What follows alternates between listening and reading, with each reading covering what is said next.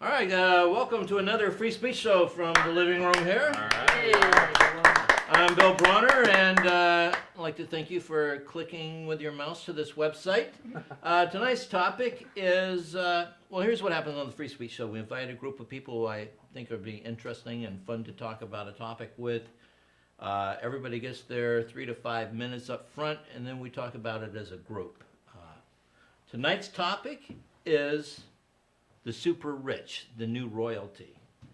And when you think about the super rich, I always think about the Forbes 400 richest people in America. So we have almost 300 million people in the country. We've got Forbes has got 400 super rich people there, which means, what are your odds? About 1 in a million? Yeah, exactly, to be one of the Forbes guys.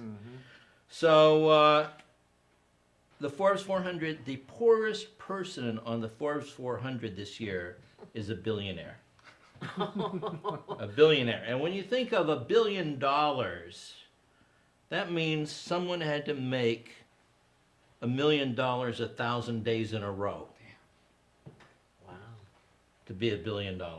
Or, you know, it's probably spread over more years for most people. But just for example, in my research today, I found out that in the last decade, since Bush cut taxes, the net worth of America's wealthiest has tripled. Tripled. Now, if my net worth had tripled in this time, I would be a multi-thousandaire. But the super rich, here's another thing I found out today in my examination. You know, when they say, oh, the median income in the United States is $11,000 or something like that. Well, when they do the census, if you make, well, before the year 2000, if you made over $300,000, they just put you down for 300,000. Now, if you make over $1 million, they just put you down for $1 million.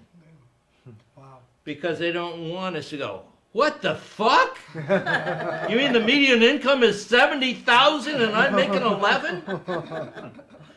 Right. So it's just so distorted. You know, another thing that brings home to me how much money people make in just California. In 2004, we had I believe it was 63. And the idea of that proposition, we were going to tax people 1% of their earnings of over $1 million a year in this state and use that to pay for mental health.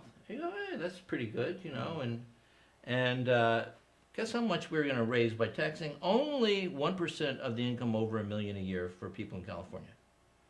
800 million this year. Wow. And that's just, you know, so all those people from 0 to $1 million, they're exempt. Now, when you talk about the Social Security crisis here, and this is what really eats my ass, because we talk, oh, we got to save Social Security. But you know what? People who earn more than $90,000 a year, they don't pay Social Security on that earnings over $90,000 a year. More than half of the income that's earned every year in this country is people who are earning more than $90,000 a year. So if you remove that cap, all of a sudden Social Security taxes double.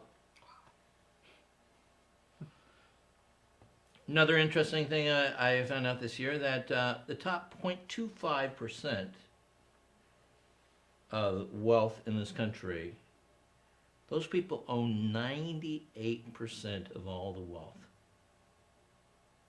So, you know, that group that's 1 out of 400, those people own 98%. A lot of people are feeling pretty good. You know, my house went up by 70,000 this year. Doing pretty good. I'm gonna borrow some money and buy a Yukon. So, I'll have more to say later, but I'm gonna drop it at that before I just get choked. But yeah, there are the super rich in this country, and I had a shot at being super. The other thing I was talking about. This is what really brought home my inferiority. Is Oprah and I turned 50 on the same day. Oprah has Stevie Wonder singing. I'm trying to download a song by Stevie Wonder on my computer. So, yeah. All right, well, we're going to move on with the show. We're happy to welcome back my good friend. You can check out his blogging at The Real Steve Smith. Blog that, Google that, no spaces. Real, The Real Steve. Right. Come on.